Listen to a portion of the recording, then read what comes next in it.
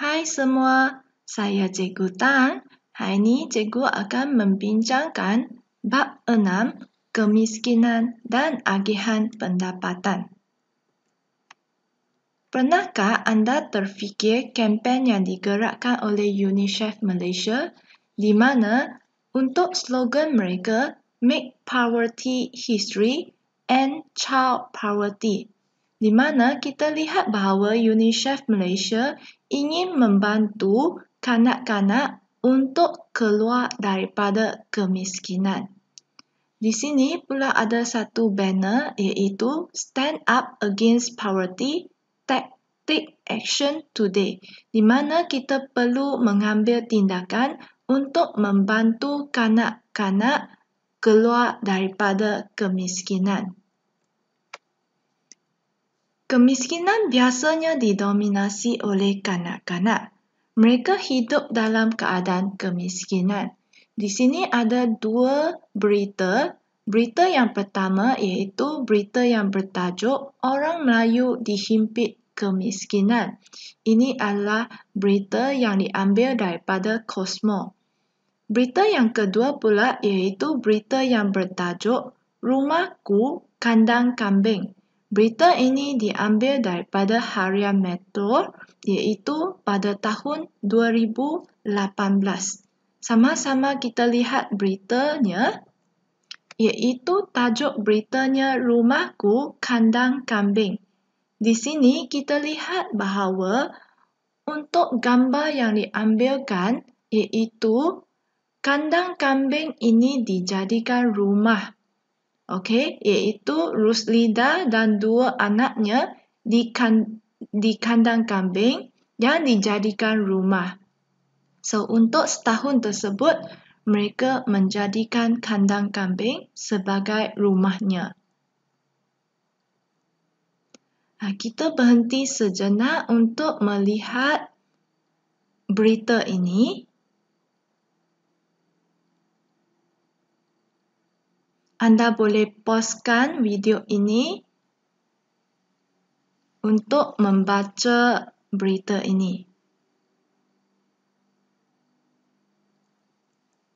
Okay, right. So, daripada berita ini, kita mendapati bahawa kandang kambing ini dimuat di dalam van, di mana kandang kambing pula dijadikan sebagai rumah untuk mereka berteduh di bawah hujan dan matahari. Ini pula adalah kempen yang dijalankan oleh UNICEF Malaysia di mana kita lihat bahawa End Poverty Now, di mana mereka ingin membantu semua orang untuk keluar daripada kemiskinan. Khususnya, kita tahu bahawa kemiskinan ini didominasi oleh kanak-kanak. Dengan itu, bantuan UNICEF Malaysia ini adalah untuk membantu golongan ini keluar daripada kemiskinan. Di sini pula adalah satu berita iaitu bertajuk Zailani Sekeluarga Merempat Akibat Kemiskinan. Berita ini diambil daripada surat khabar iaitu di mana Kuala Terengganu 4 Mac 2010 Zailani Sekeluarga Merempat Akibat Kemiskinan. Dan di sini menunjukkan gambar mereka yang berteduh di sebuah pondok di Taman Rekreasi bersebelahan Istana Maziah di Kuala Terengganu. Berita yang kedua pula iaitu kandang lembu dijadikan rumah. Pasir Putih 10 April 2010. Kandang lembu dijadikan rumah. 11 beranak menjalani hidup yang serba daif. Daif maksudnya miskin sejak dihalau keluarga 5 bulan yang lalu.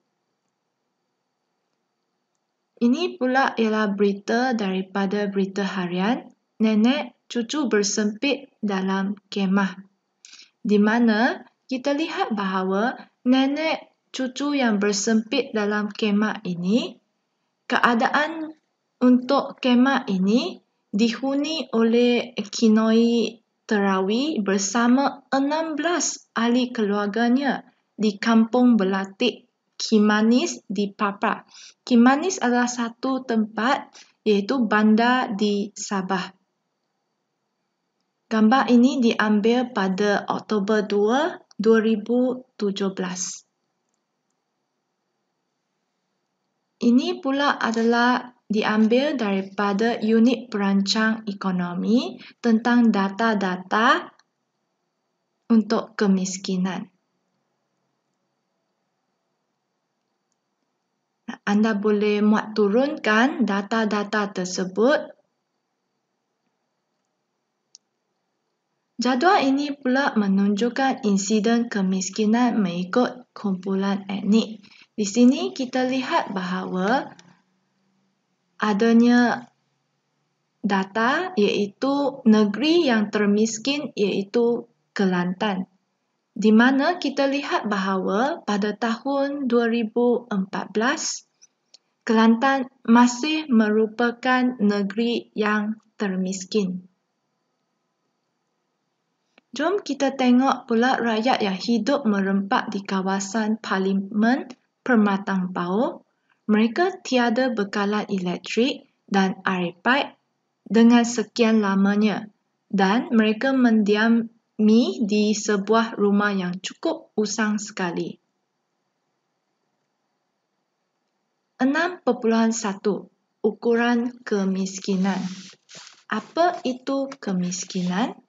Kemiskinan ditarif sebagai kekurangan terhadap keperluan asas yang diperlukan untuk kelangsungan hidup kebajikan manusia.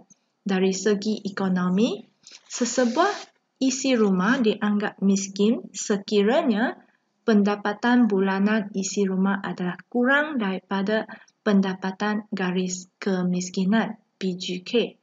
Terdapat dua konsep kemiskinan yang biasa digunakan iaitu kemiskinan mutlak dan kemiskinan relatif. Konsep kemiskinan tadi juga ada sebut iaitu terdapat dua konsep. Apakah itu kemiskinan mutlak? Kemiskinan mutlak ialah konsep cukup hidup. Untuk konsep yang kedua pula iaitu kemiskinan relatif, ia adalah konsep ketidaksamaan pendapatan antara kumpulan kaum, etnik, penduduk bandar dengan luar bandar, strata dan kawasan negeri. E, etnik, iaitu merujuk kepada kaum. S, strata, iaitu merujuk kepada bandar dengan luar bandar. N, negeri, iaitu merujuk kepada kawasan. E, S, N. Seterusnya, kita lihat pula definisi pendapatan garis kemiskinan, iaitu pendapatan yang hanya mencukupi untuk membeli keperluan minimum sekumpulan barangan makanan untuk mengekalkan ahli-ahli isi rumah dalam keadaan zat makanan yang baik dan keperluan asas yang lain. PGK makanan pula ialah keperluan harian kilokalori setiap individu yang mengambil kira makanan seimbang dengan berasaskan pandangan pakar makanan, pakar pemakanan, pakar diet dan pakar perubatan. Untuk PGK bukan makanan pula ialah perbelanjaan terhadap keperluan asas bukan makanan seperti pakaian dan kasut, sewa rumah, bahan api dan tenaga, pengangkutan dan komunikasi, penjagaan kesihatan, pendidikan dan rekreasi. Miskin tegar, iaitu isi rumah yang mempunyai pendapatan kasar bulanan kasar yang kurang daripada PGK makanan. Kadar kemiskinan ialah peratusan isi rumah yang mempunyai pendapatan kasar bulanan yang kurang daripada PGK. Kadar kemiskinan ialah bilangan isi rumah yang pendapatannya di bawah PGK bahagikan dengan jumlah isi rumah darab 100. Untuk kadar kemiskinan tegak ialah peratusan isi rumah yang mempunyai pendapatan kasar bulanan yang kurang daripada PGK makanan. Formula untuk kadar kemiskinan tegak ialah bilangan isi rumah yang pendapatannya di bawah PGK makanan bahagi jumlah isi rumah darab 100. 6.2 Kemiskinan di Malaysia, di mana kita lihat bahawa terdapat case study yang merujuk kepada buku Urban Poverty ini. Dan di sini pula menunjukkan gambar kemiskinan yang berlaku di Malaysia. Profil kemiskinan di Malaysia iaitu golongan miskin dan miskin tegar di bandar adalah lebih rendah berbanding dengan luar bandar. Pada tahun 1970-an, kadar kemiskinan di Malaysia adalah sebanyak 49.3% dengan 58.7% di luar bandar dan 21.3% di bandar. Setelah pelaksanaan DEB, DPN dan DWN, kadar kemiskinan telah berkurang dengan banyak daripada 49.3% pada tahun 1970 kepada 3.8% pada tahun 2009. Kadar kemiskinan mengikut negeri menunjukkan kadar yang masih tinggi di negeri-negeri kurang maju seperti Perlis, Kedah, Kelantan, Terengganu, Pahang, Sabah dan Sarawak. Kemiskinan dalam kalangan etnik menunjukkan pengurangan secara keseluruhannya bagi tempoh 1970 sehingga 2009. Kaum Bumiputera merupakan golongan miskin yang terbesar berbanding dengan kaum-kaum lain. Terdapat beberapa punca kemiskinan, antaranya akses pasaran yang terhad, kedua, modal tidak mencukupi, ketiga, teknologi yang digunakan tidak cekap dan taraf pendidikan yang rendah. Kita lihat yang pertama, akses pasaran yang terhad, di mana terdapat perbezaan akses kepada pasaran dan penduduk di kawasan pedalaman mempunyai saiz pasaran yang kecil. Kedua, modal tidak mencukupi. Keupayaan untuk menyediakan modal iaitu terdapat golongan yang sukar untuk memperoleh kredit dan sumber kewangannya terhad. Sebagai contohnya, pinjaman memerlukan cagaran ataupun penjamin, kesannya pendapatan mereka menjadi rendah dan menjadi punca kemiskinan. Yang ketiga, teknologi yang digunakan tidak cekap. Terdapat perbezaan teknologi dalam proses pengeluaran, iaitu penggunaan kaedah tradisional yang diamalkan menyebabkan daya pengeluaran yang rendah. Kesannya, daya pengeluaran adalah rendah dan tingkat keuntungan adalah rendah. Taraf pendidikan yang rendah iaitu terdapat perbezaan tahap pendidikan di mana puncanya iaitu belia di luar bandar tidak berminat untuk belajar dan hanya berpendidikan pada peringkat sekolah rendah. Mereka yang berpendidikan rendah ini tidak berupaya untuk mendapat pekerjaan yang mampu meningkatkan taraf hidupnya. 6.3 Agihan pendapatan. Bekali Gini. Apakah yang dimaksudkan dengan bekali Gini? Iaitu ia adalah satu ukuran tentang ketidaksamaan dalam agihan pendapatan sesebuah komuniti ataupun negara dengan nilai kosong menunjukkan agihan pendapatan yang paling saksama. Nilai 1 menunjukkan agihan pendapatan yang paling tidak saksama. 0 paling saksama. 1 tidak saksama. Di sini kita lihat terdapat beberapa sumber-sumber pendapatan, antaranya upah, pendapatan bukan upah, harta pusaka dan bayaran pindahan. Apakah itu upah? Upah ialah pendapatan yang diterima oleh buruh yang menyumbangkan tenaga fizikal atau mental kepada firma dalam mengeluarkan barang dan perkhidmatan. Upah boleh dikira berdasarkan masa bekerja atau hasil kerja. Upah yang diterima mengikut masa bekerja boleh dikira berdasarkan bilangan jam bekerja, hari bekerja, mingguan atau bulanan. Upah yang diterima mengikut hasil kerja pula dikira berdasarkan jumlah unit pengeluaran yang dihasilkan. Biasanya, upah yang dibayar bagi pekerjaan dalam sektor pembuatan dan perkhidmatan adalah lebih tinggi daripada sektor pertanian. Untuk pendapatan bukan upah pula terbagi kepada sewa, dividen, bunga dan untung. Apakah yang dimaksudkan dengan sewa? Sewa ialah ganjaran yang diterima oleh pihak yang memiliki hartanah yang penawarannya terhad kerana membenarkan pihak lain menggunakan hartanahnya. Kadar sewa ditentukan oleh permintaan dan penawaran hartanah tersebut. Semakin tinggi permintaan atau semakin rendah penawaran terhadap hartanah tersebut, maka semakin tinggi kadar sewa. Kadar sewa berbeza-beza mengikut lokasi, strata dan negeri. Dividen.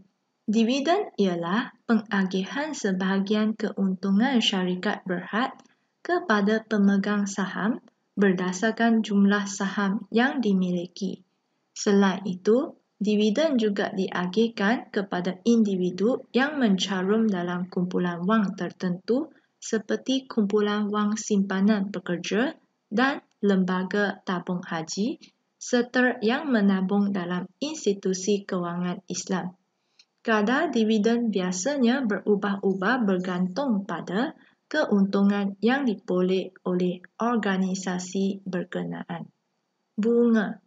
Bunga merupakan pendapatan yang diterima oleh individu atau badan tertentu yang menabung wang mereka dalam institusi kewangan konvensional. Kadar bunga berubah-ubah dari semasa ke semasa bergantung pada keadaan ekonomi dan dipengaruhi oleh bank pusat. Untung. Untung merupakan ganjaran yang diterima oleh para pengusaha yang menggabungkan faktor pengeluaran dalam mengeluarkan barangan dan sanggup menanggung risiko perniagaan. Untung yang diperoleh dipengaruhi oleh dua faktor utama, iaitu risiko yang ditanggung dan kecekapan pengurusan perniagaan. Semakin tinggi suatu risiko yang ditanggung, maka semakin tinggi untung yang diperoleh. Sebuah firma yang cekap dalam pengurusan perniagaan biasanya akan memperoleh untung yang lebih tinggi. Harta pusaka. Apakah yang dimaksudkan sebagai harta pusaka? Iaitu harta pusaka ialah harta yang ditinggalkan oleh orang yang telah meninggal dunia. Antara jenis harta pusaka adalah seperti yang berikut. A. Harta berbentuk tidak alih seperti tanah dan bangunan. B. Harta berbentuk alih seperti tunai, barang kemas, saham dan kenderaan. Bayaran pindahan. Apakah itu bayaran pindahan? Bayaran pindahan merupakan pendapatan yang diterima oleh seseorang tanpa memberikan sebarang sumbangan dalam proses pengeluaran. Contohnya, bayaran pindahan termasuklah bayaran pencen, beasiswa, zakat, allowance pengangguran, wang saku, derma, bantuan kerajaan dan hadiah. Cikgu rumuskan 4 sumber pendapatan ini, iaitu yang pertama, upah. Upah ialah pendapatan yang diterima oleh buruh yang menyumbangkan tenaga fizikal atau mental kepada firma dalam mengeluarkan barang dan perkhidmatan.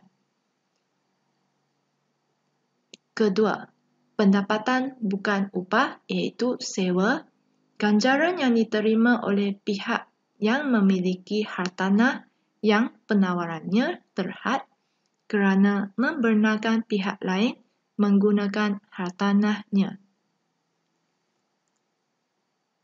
Pendapatan bukan upah, dividen, iaitu agihan sebahagian keuntungan syarikat berhad kepada pemegang saham berdasarkan jumlah saham yang dimiliki. Pendapatan bukan upah iaitu bunga, pendapatan yang diterima oleh individu atau badan tertentu yang menabung wang mereka dalam institusi kewangan konvensional. Maksud di sini iaitu mereka yang menabung di bawah bank, mereka akan dapat bunga.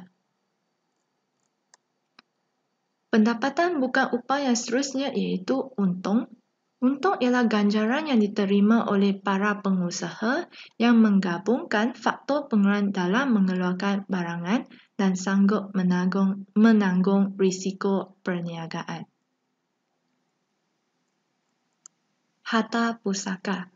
Harta pusaka ialah harta yang ditinggalkan oleh atau diwarisi oleh orang yang telah pun meninggal dunia. Yang terakhir, bayaran pindahan. Bayaran pindahan ialah pendapatan yang diterima oleh seseorang tanpa memberikan sebarang sumbangan dalam proses pengeluaran. So, di sini kita mendapati bahawa terdapat 4 sumber pendapatan yang utama: upah, pendapatan bukan upah, harta pusaka, dan bayaran pindahan. Di bawah pendapatan bukan upah ini terbahagi kepada sewa, dividen, bunga, untung.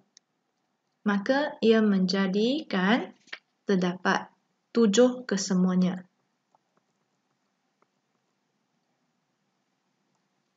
Baik, kita lihat pula tentang profil agihan pendapatan di Malaysia, di mana corak agihan pendapatan di Malaysia kelihatannya semakin bertambah baik dengan milikan pendapatan bagi kumpulan isi rumah 20% tertinggi telah pun menurun. Milikan pendapatan bagi kumpulan isi rumah 40% pertengahan telah pun meningkat dan milikan pendapatan bagi kumpulan isi rumah 40% terendah telah meningkat. Di sini kita lihat bahawa golongan pertengahan dengan golongan yang berpendapatan terendah ini telah pun meningkat. 6.4 Dasar membasmi kemiskinan dan ketidaksetaraan pendapatan. Terdapat beberapa dasar kerajaan iaitu Dasar Ekonomi Baru (DEB), Dasar Pembangunan Nasional (DPN), Dasar Wawasan Negara (DWN) dan Dasar Pendidikan Negara. Apakah itu Dasar Ekonomi Baru? Di mana Dasar Ekonomi Baru ditubuhkan bermaklumat untuk mewujudkan perpaduan negara. DEB ini dijalankan menerusi matlamat serampang 2 mata iaitu membasmikan kemiskinan dengan meningkatkan pendapatan dan menambahkan peluang-peluang pekerjaan tanpa mengira kaum. Menyusun semula masyarakat Malaysia untuk memperbetulkan ketidakseimbangan ekonomi supaya dapat menghapus pengenalan kaum mengikut fungsi ekonomi. Strategi pelaksanaan DEB iaitu membasmi kemiskinan, di mana yang pertama mewujudkan peluang pekerjaan untuk semua rakyat yang menganggur dan mengadakan suasana pekerjaan yang mencerminkan komposisi kaum di Malaysia. Kedua, menambahkan daya pengeluaran dan pendapatan. Ketiga, membuka peluang perpindahan buruh yang bekerja di sektor yang rendah daya pengeluarannya ke sektor yang lebih lumayan. Keempat, memodernkan kehidupan di luar bandar. Dan yang kelima, memperbaiki taraf dan kualiti hidup rakyat melalui pelajaran, latihan, kesihatan, kemudahan-kemudahan infrastruktur dan lain-lain. Menyusun semula masyarakat, iaitu yang pertama, meninggikan daya pengeluaran dan taraf hidup golongan miskin melalui proses memodernkan kawasan luar bandar, mengurangkan ketidakseimbangan dalam struktur tenaga guna tenaga dengan cara yang progresif dan menerusi pertumbuhan ekonomi supaya kedudukan tenaga buruh mencerminkan bilangan kaum menjelang tahun 1990. Menambahkan bahagian rakyat Malaysia dalam pemilikan modal dan harta syarikat, iaitu ketiga.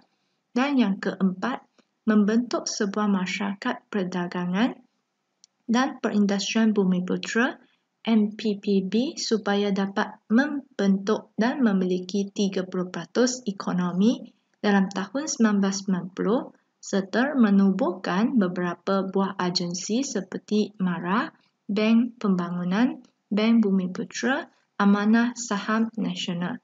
Kelima, memajukan negeri dan kawasan yang dianggap mundur melalui pembangunan wilayah baharu seperti Dara, Kesedar dan Kejora.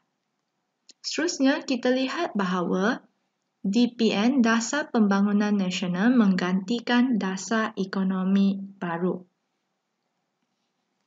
DPN merupakan satu kesinambungan DEB yang telah berakhir pada 1990. Secara umumnya, kita lihat apakah tujuan DPN ini dilaksanakan?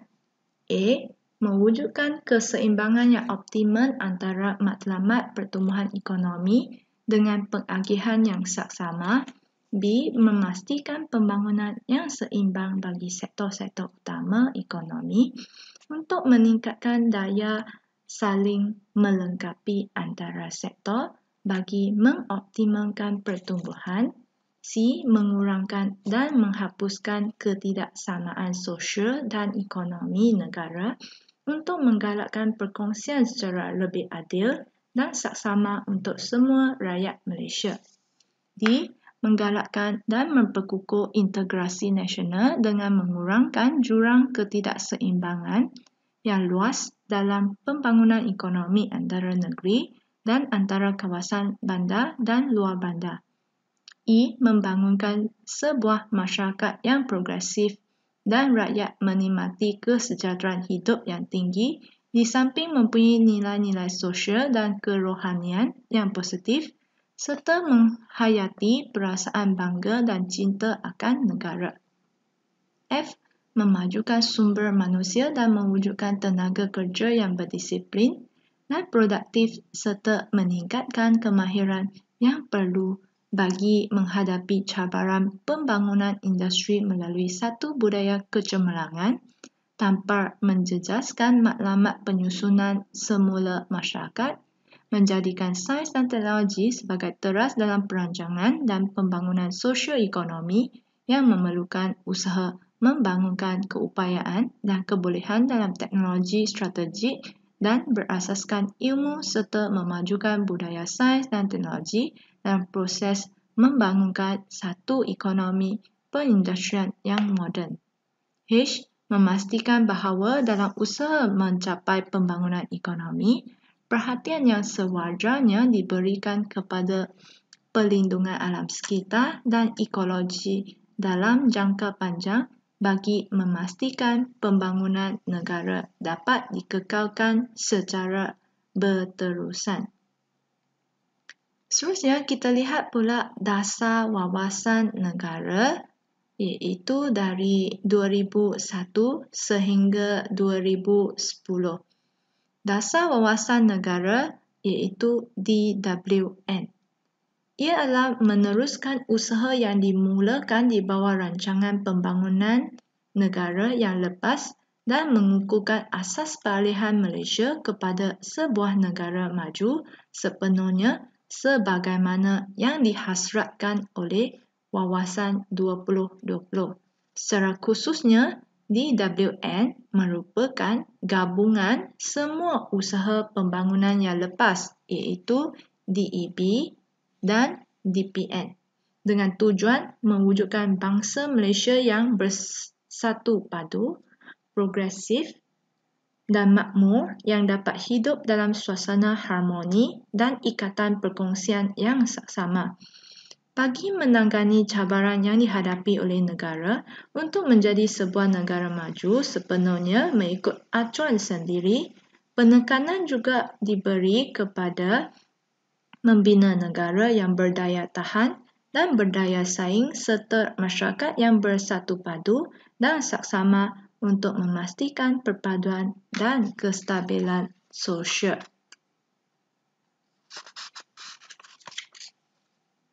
Teras utama DWN ialah A. Membina bangsa yang berdaya tahan dengan memupuk perpaduan, menyemarakkan semangat patriotik, membentuk kematangan politik, membina masyarakat supaya lebih bertolak ansur dan penyayang dengan nilai positif serta meningkatkan kualiti hidup dan keutuhan ekonomi. B. Menggalakkan kewujudan masyarakat yang saksama melalui pembasmian kemiskinan dan pengurangan ketidakseimbangan dalam kalangan kumpulan etnik serta wilayah. C. Mengekalkan pertumbuhan ekonomi yang tinggi dengan memperkukuh sumber pertumbuhan, institusi kewangan dan korporat serta pengurusan ekonomi makro. D. Mempertingkatkan daya saing untuk menghadapi cabaran globalisasi dan liberalisasi. E. Membangunkan ekonomi berasaskan pengetahuan sebagai satu langkah strategik untuk meningkatkan nilai tambah bagi semua sektor ekonomi dan mengoptimumkan daya pemikiran bangsa. F. Mengukuhkan pembangunan sumber manusia untuk menghasilkan tenaga kerja yang cekap, produktif dan berpengetahuan. G. Meneruskan pembangunan alam sekitar yang mapan untuk meneguhkan pertumbuhan jangka panjang. Dimensi baharu dasar yang diperkenalkan dalam DWN ialah membangunkan Malaysia sebagai sebuah negara yang mempunyai masyarakat yang berasaskan pengetahuan, menjanakan pertumbuhan yang didorongkan oleh sumber dan kekuatan tempatan melalui pengukuhan pelaburan dalam negeri dan pembangunan keupayaan tempatan di samping penarikan pelaburan langsung asing (FDI) yang berterusan ke dalam bidang strategik. Menjadikan sektor pertanian, pembuatan dan perkhidmatan lebih dinamik melalui penerapan pengetahuan yang lebih tinggi. Di sini kita lihat bahawa untuk DWN menekankan tentang masyarakat yang berasaskan pengetahuan, iaitu K ekonomi. Membasmikan kemiskinan dalam kalangan kelompok kecil yang miskin di bawah kawasan terpencil, orang asli dan kumpulan minoriti Bumiputera di Sabah dan Sarawak serta meningkatkan pendapatan dan kualiti hidup kumpulan pendapatan 30% terendah. Mencapai penyertaan Bumiputera yang berkesan serta pemilikan ekuiti sekurang-kurangnya 30% menjelang tahun 2010. Meningkatkan penyertaan Bumiputera dalam sektor utama ekonomi, mengorientasikan semula pembangunan sumber manusia bagi menyokong pembentukan masyarakat yang berasaskan pengetahuan. Melalui DWN, jurang ekonomi dalam kalangan kumpulan etnik serta antara strata dan wilayah dapat diatasi dengan mewujudkan perpaduan dan kestabilan dalam masyarakat Malaysia. Seterusnya, dasar pendidikan negara. Dasar Pendidikan Negara merupakan satu dokumen yang menggambarkan aspirasi kerajaan dalam menentukan hala tuju pendidikan negara.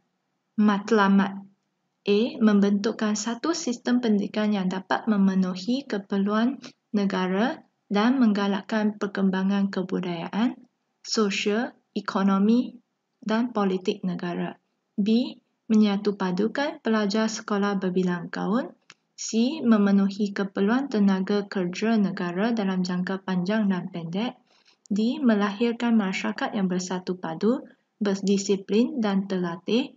E. Melahirkan insan yang berilmu dan berakhlak, seimbang dan harmonis, yang boleh mencapai kesejahteraan diri dan memberikan sumbangan kepada keharmonian dan kemakmuran masyarakat dan negara. Strategi pelaksanaan dasar pendidikan negara iaitu A. Menjadikan bahasa kebangsaan sebagai bahasa pengantar yang utama. B. Mengadakan kurikulum yang sama dan berorientasikan Malaysia bagi semua jenis sekolah. C. Mewujudkan sistem peperiksaan yang sama bagi semua. D. Melicingkan tata cara pengurusan pendidikan. E. Meningkatkan mutu pendidikan keseluruhannya dengan menyediakan pendidikan yang menyeluruh, seimbang dan bersepadu. Mengadakan peluang pendidikan asas selama 9 tahun iaitu F. G. Mendemokrasikan pendidikan dari segi peluang dan mutu dengan mengagikan peruntukan secara adil dan memberikan perhatian khas kepada pelajar kurang bernasib baik dan pelajar luar bandar. H. Menyediakan pendidikan mengikut kurikulum baru sekolah rendah KBSR kini digantikan dengan kurikulum standard sekolah rendah KSSR dan kurikulum bersepadu sekolah menengah KBSN kini digantikan dengan kurikulum standard sekolah menengah KSSM untuk melahirkan individu yang seimbang. I. Memperluas pendidikan vokasional dan teknik melalui penyusunan semula kurikulum college vokasional. J. Memperbagai dan memperbanyak kemudahan pendidikan pada peringkat universiti. K. Mempertingkatkan pendidikan kerohanian, moral dan berdisiplin. L. Menjadikan bahasa kebangsaan dan bahasa Inggeris sebagai mata pelajaran yang wajib diajar di sekolah-sekolah dan memberi peluang yang sempurna bagi pembelajaran bahasa-bahasa lain seperti bahasa Cina dan bahasa Tamil. M. Menggalakkan aktiviti kurikulum yang memupuk disiplin seperti kadet tentera, kadet polis, pengakap dan puteri Islam. N. Meningkatkan umur pendidikan wajib sehingga 12 tahun. Agensi yang membantu membasmi kemiskinan antaranya Jabatan Kebajikan Masyarakat, Amanah Ikhtiar Malaysia, Baitulmal, Agensi Pembangunan Wilayah dan Lembaga Pemasaran Pertanian Persekutuan. Sama-sama kita lihat agensi yang membantu membasmi kemiskinan. Objektif JKM, Jabatan Kebajikan Masyarakat. A. Memberi perlindungan dan pemulihan kepada kumpulan sasar. B. Membangunkan masyarakat melalui perubahan sikap dan peningkatan keupayaan untuk berdikari. C. Mewujudkan masyarakat yang berbudaya penyayang. D. Meningkatkan kesejahteraan masyarakat melalui perkhidmatan kebajikan dan pembangunan sosial yang profesional dan perkongsian tanggungjawab yang strategik. Antara kumpulan yang disasarkan oleh JKM termasuklah kanak-kanak, orang kelainan upaya, warga tua, keluarga bermasalah, orang papa ataupun fakir, pertubuhan sukarela kebajikan dan mangsa bencana. Amanah Ikhtiar Malaysia AIM. AIM merupakan salah satu badan amanah persendirian yang ditubuhkan mengikut undang-undang.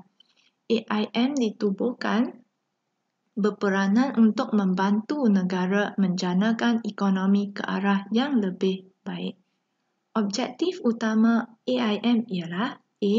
Mengurangkan kemiskinan dalam kalangan isi rumah miskin dan termiskin di Malaysia dengan menyediakan pembiayaan kredit mikro untuk membiayai kegiatan-kegiatan yang dapat meningkatkan pendapatan.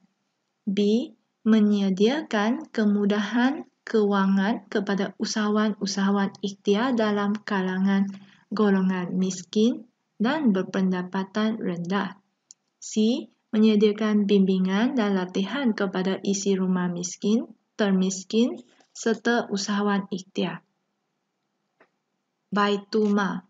Baitulmal merujuk kepada rumah harta atau perbendaharaan negara yang menguruskan sumber kewangan dan harta masyarakat Islam serta menjadi tempat menyimpan barang-barang berharga seperti emas, perak dan batu permata. Tujuan penubuhan Baitulmal ialah membantu umat Islam dalam pembangunan sosio-ekonomi dan pembasmian kemiskinan. Fungsi utama Baitulmal ialah A. Membantu golongan miskin dan kurang bernasib baik untuk mengurangkan jurang perbezaan antara golongan kaya dengan miskin.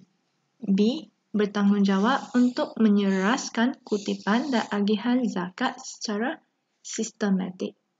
C. Membangunkan tanah wakaf dan melaksanakan pewakafan tanah. D. Menguruskan sumber-sumber harta Baitulmal. Agensi Pembangunan Wilayah. Agensi Pembangunan Wilayah ialah agensi yang ditubuhkan oleh kerajaan untuk menangani kemiskinan dan kemunduran luar bandar dengan slogan membandarkan kawasan luar bandar. Penubuhan agensi berkenaan juga bertujuan untuk mengurangkan migrasi penduduk luar bandar ke bandar. Antara agensi pembangunan wilayah ialah Lembaga Kemajuan Wilayah Kedah, KEDA, Lembaga Kemajuan Johor Tenggara, KEJORA, Lembaga Kemajuan Terengganu Tengah, KETENGAH, Lembaga Kemajuan Kelantan Selatan, KESEDAR, Lembaga Kemajuan Wilayah Pulau Pinang, PRDA. So, di sini kita lihat agensi wilayah pembangunan wilayah tersebut ialah Kedah, Johor, Kejora, Terengganu, Ketengah, Kelantan, Kesedar, Pulau Pinang, Perda. Fungsi utama agensi pembangunan wilayah ialah A. Memajukan, menggalakkan, membantu dan mengusahakan pembangunan ekonomi dan sosial dalam wilayah pembangunan berkenaan. B. Memajukan, menggalakkan, membantu dan mengusahakan pembangunan tempat tinggal, pertanian, perindustrian dan perdagangan dalam wilayah pembangunan berkenaan. C. Mengawal dan menyeraskan pelaksanaan aktiviti untuk A dan B di atas dalam wilayah pembangunan berkenaan. Yang terakhir ialah Lembaga Pemasaran Pertanian Persekutuan.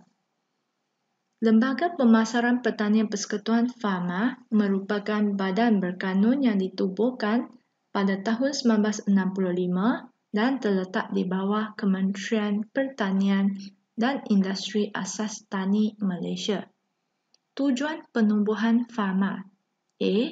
Menyelia, menyeraskan dan meningkatkan pemasaran keluaran pertanian di Malaysia. B. Mengawal aktiviti import dan ekspor produk pertanian. C. Menyediakan kemudahan kredit untuk pemasaran produk-produk pertanian kepada golongan petani miskin. D. Menjalankan aktiviti mempromosi keluaran pertanian di pasaran domestik dan antarabangsa melalui pameran dalam kedai, expo, pameran perdagangan, pengedaran bahan promosi, penghantaran sampel cubaan dan periklanan dalam jurnal perdagangan. E. menggalakkan para petani menyertai aktiviti-aktiviti pemasaran dengan menjual produk mereka di pasar tani atau menjual secara pukal di pasar borong serta melibatkan diri dalam bidang-bidang seperti pengangkutan, penyimpanan dan pembungkusan serta secara persendirian atau melalui pertubuhan peladang. Secara umumnya, fungsi utama farma adalah seperti yang berikut. A. Menyelaraskan aktiviti-aktiviti pemasaran pertanian sama ada yang melibatkan pihak swasta atau jabatan atau agensi kerajaan. B. Memperbaiki sistem pemasaran serta memperluas dan memajukan pasaran baru bagi hasil-hasil pertanian Malaysia. C. Bekerjasama dengan pihak swasta dan jabatan atau agensi kerajaan bagi mewujudkan sistem pemasaran pertanian yang cekap dan berkesan. D. Membangunkan dan memajukan pengurusan yang cekap dalam industri pertanian yang berkaitan dengan aktiviti pemasaran atau pemprosesan hasil-hasil pertanian. E. Melibatkan secara langsung dalam industri pertanian, terutamanya dalam aktiviti pemasaran dan pemprosesan hasil-hasil pertanian. Program pembasmian kemiskinan.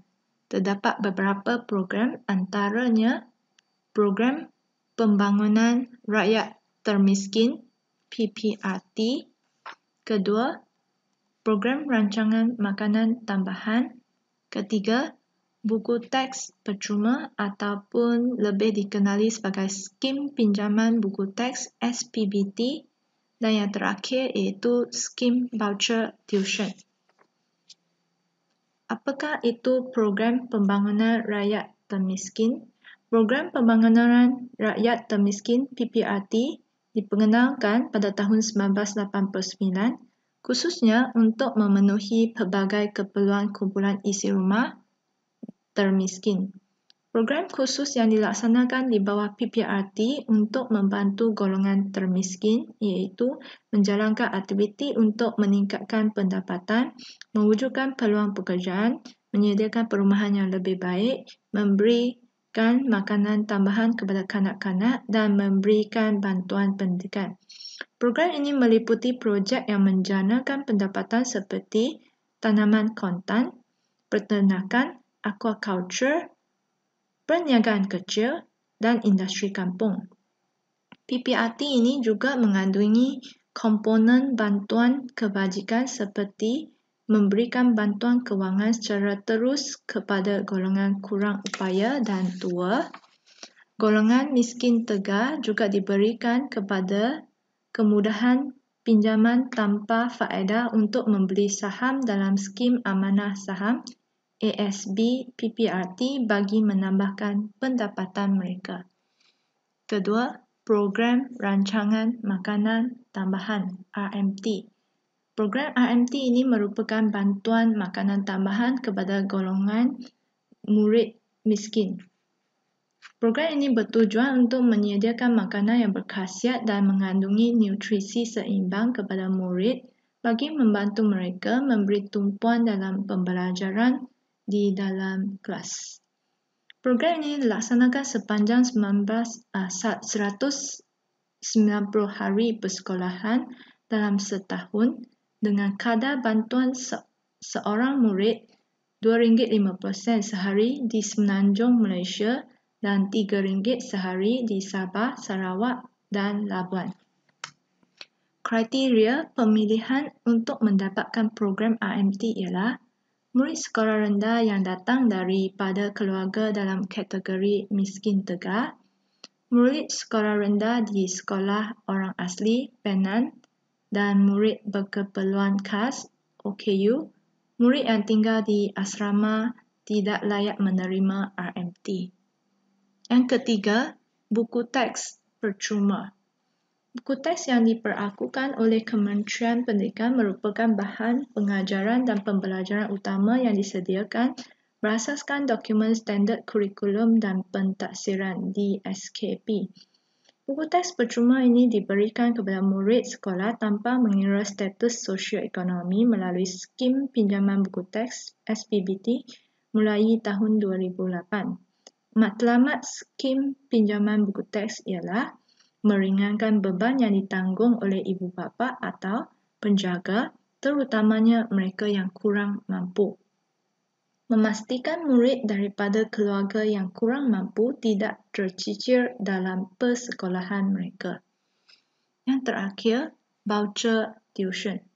Skim voucher tuition SBT mula dilancarkan pada bulan Mac 2004. Skim voucher tuition SBT diwujudkan untuk memberi bimbingan tambahan atau tuition secara berstruktur dan terancang kepada murid tahun 4 hingga tahun 6 yang miskin dan berpencapaian rendah dalam mata pelajaran Bahasa Melayu, Bahasa Inggeris, Sains dan Matematik. Tuition yang dilaksanakan di bawah skim ini merupakan usaha tambahan kerajaan dalam memulihkan kelemahan murid di samping usaha yang dilaksanakan oleh guru semasa pengajaran dan pembelajaran yang dijalankan dalam kelas.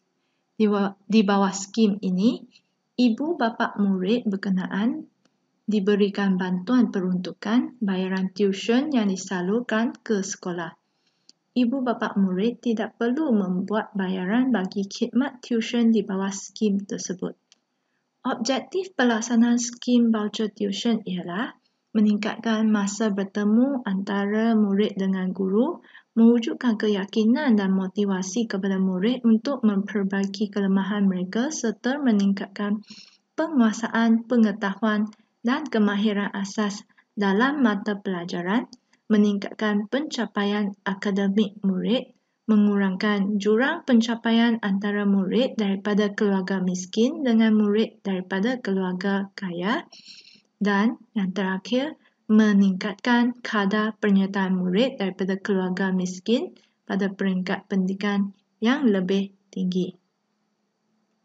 Sekian sahaja untuk video pembelajaran kali ini. Jangan lupa untuk like dan subscribe YouTube channel Cikgu Tang. Terima kasih. Bye-bye.